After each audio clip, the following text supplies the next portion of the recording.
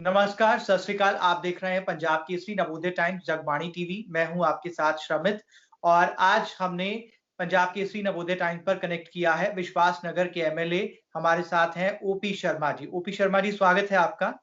शर्मित जी, आपका बहुत बहुत धन्यवाद। इस कोरोना की महामारी के बीच में आप लोगों की सेवा में लगे हुए हैं, तो मुझे लगता है आप जैसे लोग जब लगेंगे तो कोरोना भागेगा और भारत जीतेगा। जी, तो फिर मेरा सवाल यही है कि कोरोना काल में जब सब कुछ लॉकडाउन है, इस बीच विश्वास नगर के विधायक और बीजेपी के नेता क्या कर रहे हैं?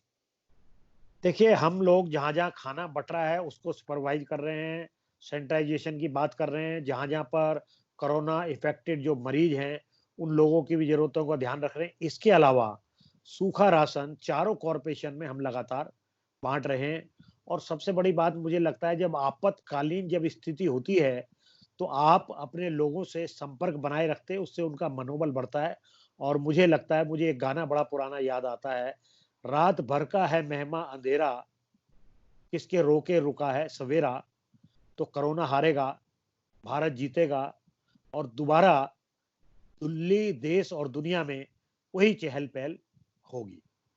जी, लॉकडाउन को लेकर क्या सोचते हैं? मीटिंग्स का दौर लगातार जारी है। आपने भी कुछ अपनी पार्टी में विचार मत दिया होगा। नहीं देखिए, आजकल तो टे जो हम लोग जो टेक्नोलॉजी से दूर थे, जिस तरह की अब आपसे बात हो रही है, तो टेक्नोलॉजी आज बड़ा काम आ रही है।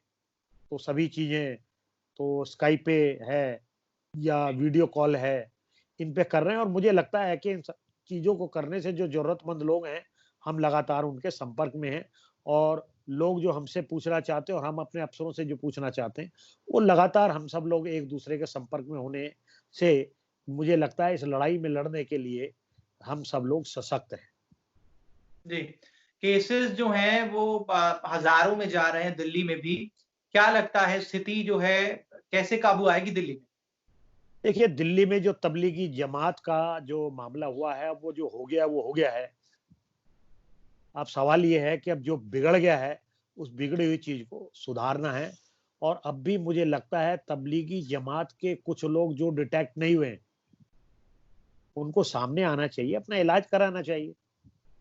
और जी, मैं ये समझता हूँ कि अब चीज़ें करीब-करीब काबू आ गई हैं और मैं मोदी जी पूरी दुनिया आज उनकी तारीफ़ कर रही है, हम तो ख़ैर उनकी पार्टी के हैं ही। मोदी जी ने जिस तरीके से हिंदुस्तान में टाइम से लॉकडाउन और दूसरी चीज़ों को उन्होंने फ़ोरसीन किया है, उसकी तारीफ़ आज पूरी दुनिया कर रही है और उसका लाभ कहीं न कहीं देश और दिल्ली को मिल रहा है। जी। चलिए, मोदी जी तो आप कह रहे हैं कि अच्छा काम कर रहे हैं, केजरीवाल सरकार कैसा काम कर रही है? नहीं, केजरीवाल जी के बारे में मुझे बहुत ज़्यादा नहीं, केवल एक ही बात कहनी है, थोथा चना बाजे गना। वो राजनीतिक दांव-पेच में अब भी बाज नहीं आ रहे हैं और जो विपक्ष के लोग हैं, उनसे उनका किसी प्रकार का कोई सामंजस्य नहीं है और जो भी वो काम कर रहे हैं, वो अकेले ही काम कर रहे हैं और कितना राशन आ रहा है, कैसा आ रहा है, उन्होंने एक सबसे बड़ा ऐलान कर दिया 2000 कूपन हर एमएलए को दिए जाएँगे। कूपन तो उन्होंने दिए नहीं, लेकिन लोगों को हमारे घर पे आ गए।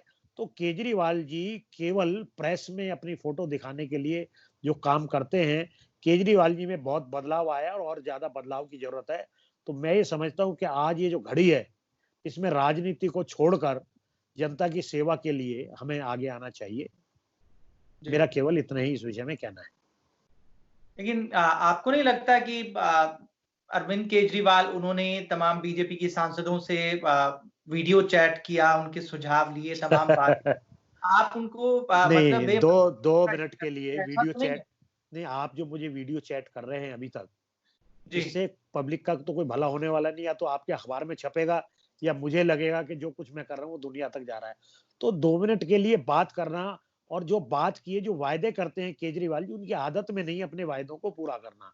तो केजरीवाल जी ने एक दिन हम लोग सब लोगों से, मैं तीसरी बार विधायक बना हूँ, तो तीसरी बार में पहली बार केजरीवाल जी ने हमसे इसी टेलीफ़ोन के ज़रिए एक बार बात ज़रूर की है 4-5 मिनट के लिए, लेकिन जो-जो कुछ उन्होंने कहा और किया, वो आज तक पूरा नहीं हुआ। हमारा केवल इतना कहना ये है कि संकट की घड़ी में एक-एक एमएलए, चाहे वो उनकी पार्टी का हो, चाहे हमारी पार्टी का हो, सबकी जो ज़िम्मेदारी है और सबका जो काम है, सब मिल-जुल कर काम करेंगे, तो मुझे लगता है कि हम इस कोरोना से जल्दी निजात पाएंगे। जी। अच्छा, जिस हिसाब से केजरीवाल सरकार रोज मेडिकल बुलेटिन जारी कर रही है, कंटेनमेंट ज़ोन, उनके विधायक जो हैं खुद अपने इलाकों में जाकर सैनिटाइजेशन कर रहे हैं, मशीनें जापानी मशीन के ज़रिए स्प्रे कर रहे हैं। क्या आप भी अपने इलाके में ऐसा कुछ कर रहे हैं? नहीं, निश्चित रूप से केजरीवाल जी ने सभी संसाधनों पर कब्जा करके अपना फोटो लगाकर जी, वो जो काम कर रहे हैं, उसी के लिए मैं कह रहा हूँ थोथा चना बाजे गाना। तो केवल मीडिया पे सारा दिन बैठे रहना ये कोई कार्य नहीं है। भारतीय जनता पार्टी का एक एक कार्यकर्ता जी, मोदी जी के नेतृत्व में दिल्ली में और देश में, और हम सब लोग अपनी पूरी हमारी जो विधानसभा है, उस पूरी विधानसभा में हम चारों तरफ अपने काम में लगे हुए हैं। और मैं ये समझता हूँ जो कुछ अब हो रहा है उसको देखते हुए धीरे धीरे छूट मिलेगी और कोरोना भागेगा और भारत जीतेगा। जी। कोरोना भागेगा, भारत जीतेगा। आप कुल मिलाकर दिल्ली में 8 विधायक हैं, नेता विपक्ष को मिलाकर। आप भी मीटिंग्स कर रहे होंगे लगातार, एक-दूसरे के हाँ, टच में हो। हाँ, निश्चित रूप से हम मीडिया के थ्रू और वैसे भी पर्सनल मीटिंग कर रहे हैं और मीडिया के थ्रू भी हम आपस में सभी चीज बातचीत कर रहे हैं। अभी हम आने वाले 1-2 दिन में हमने एलजी साहब से समय मांगा है कि हमें लोगों की सेवा करते हुए और इस कोरोना से लड़ने के लिए जिन चीज़ों की हमें दिक्कत आ रही है, वो हम अपने उनके संज्ञान में लाएँगे। और मुझे लगता है कि जब हम उनके संज्ञान में लाएँगे और बातें करेंगे, तो वो समय दूर नहीं है कि लोगों की हम बेहतर ढंग से सेवा कर पाएँगे। और मैं उस दिन की कल्पना करता हूँ कि दिल्ली में कोई भी मरीज कोरोना का ना आए, इस ऐसे दिन की मैं कल्पना करता हूँ। जी। ओपी जी, जिस हिसाब से केजरीवाल सरकार जो है वो राशन या फिर लोगों को खाना-पीना मुहैया करवा रही है। आप भी अपने इलाकों में घूम रहे हैं, आप बता रहे हैं, और कांग्रेस भी अपनी रसोई चला रही है, कांग्रेस की रसोई चल रही है। आपको लगता है कि अगर तीनों पार्टियाँ मिलकर इसी हिसाब से जो है लोगों की मदद करती रहेंगी, तो जल्दी जो है लोगों तक मतलब जो मुश्किल में है, जो दिक्कत में है, उनकी कुछ मुश्किलें तो दूर होंगी। लेकिन देखिए, जो भोजन की जो व्यवस्था है, जितने लोगों के लिए वो कह रहे हैं, या राशन की बात कर रहे हैं, सूखे राशन की बात कर रहे हैं, ई-कूपन की बात कर रहे हैं, तो ये जो सारी चीज़ें सुबह जो टीवी पे बैठकर जो केजरीवाल जी बोलते हैं, वो एक-एक हफ्ते तक जो एग्ज़ीक्यूट चीज़ें नहीं हो पाती। तो मेरा आपके लोकप्रिय चैनल और अखबार के माध्यम से केजरीवाल जी को सलाह है कि लोगों को गुमराह ना करें, पहले अपना होमवर्क पूरा करें और उसके बाद टीवी बोलें, क्योंकि जब वो टीवी पे आते हैं, वो सब कुछ भूल जाते हैं। तो टीवी पे जी, आते सब कुछ भूल जाते हैं और अनाप-शनाप बोलते हैं और वो चीज़ें पूरी होती नहीं। मैं पूछना चाहता हूँ, आज से 10 दिन पहले उन्होंने कहा था कि हर एमएलए को हम 2-2 हज़ार कूपन देंगे। आज तक तो कोई कूपन आया नहीं है। हमने तो कोई कूपन नाम की चीज़ क्या होती है वो देखी नहीं है। और रहा सवाल खाने का, तो खाना बदल-बदल कर आए। कंसर्न एमएलए उसके साथ जुड़ेगा, तो चीज़ें और ज़्यादा बेहतर तरीके से हो पाएँगी। तो मुझे लगता है केजरीवाल जी को जुड़ने में डर लगता है कि कहीं जो ये 8 लोग हैं, ये 62 लोगों से ज़्यादा काम करके अपनी जनता के बीच में वाहवाही ज़्यादा ना लूट लें। तो ये डर कहीं न कहीं केजरीवाल जी को सताता है। जी। अच्छा, टेस्टिंग को लेकर, टेस्टिंग एक अहम हिस्सा है कोरोना से जंग जीतने को लेकर। टेस्टिंग को लेकर क्या लगता है आपको कि जो रैपिड टेस्टिंग की किट्स जो हैं वो फ़ेल हुई, उसके बाद तमाम राज्यों ने जो है, या दिल्ली को भी जो है ऐसी किट्स दी गई थी। इन किट्स को लेकर जो संदेह पैदा हुआ, अब उसके बाद सिचुएशन आप कैसे देखते हैं? देखिए, ये तो रोज़ाना ही हम जो देख रहे हैं, चाहे और स्टेटों में भी ये बात हुई है, जयपुर में भी बात हुई है, दूसरी जगह भी बात हुई है, और जो चीज़ें अप टू द मार्क नहीं है, अब ये तो चीज़ें एकदम आपदा जब आती है, तो लोग इनकी व्यवस्था करते हैं, और कई बार जब हम व्यवस्था करते हैं, तो वन गो में चीज़ें ठीक हो जाती हैं, और कई बार नहीं हो पाती। तो हमारे यहाँ भी अब जो कंपनियाँ हैं, इंडिजीनियस भी बनाने का प्रयास कर रही हैं, और जिस तरह की हम सुन रहे हैं, चीन से जो चीज़ें आई हैं, वो अप टू द मार्क नहीं है और लोगों ने उनको वापस किया है। दिल्ली भी वापस आ रही कर रही है उनको, तो ठीक बात है। तो केंद्र सरकार, मैं ये समझता हूँ कि मोदी जी एक-एक चीज़ को बड़ी बारीकी से देख रहे हैं और कर रहे हैं, और उसके लिए जो भी कोई बेस्ट वो होगा सॉल्यूशन, वो करेंगे।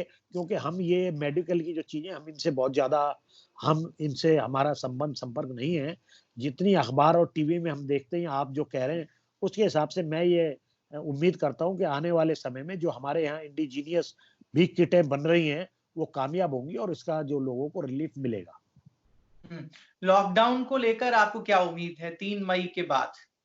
मुझे लगता है कि अलग-अलग स्टेज में कुछ ना कुछ छूटें दी जाएँगी और आज जो कुछ हो रहा है दिल्ली में अब तबलीगी जमातों ने जहाँ-जहाँ वो गए हैं तो पूरी दुनिया में जो वायरस को फैलाया है, तो जब भी कोई गलती होती है उस गलती की कीमत देश और समाज अदा करता है और मैं ये समझता हूँ कि जो वो गलती हुई है उस गलती अब धीरे-धीरे हमारी पकड़ में आ रही है। तो 3 तारीख की बात है उसके अंदर कुछ छूट देंगे और इस तरीके से 2-3 चरणों में इसको करके हम पूरा इसमें काबू पाएँगे। बहुत-बहुत शुक्रिया हमारे साथ बात करने के लिए, ओपी शर्मा जी। धन्यवाद समीर जी, बहुत-बहुत धन्यवाद।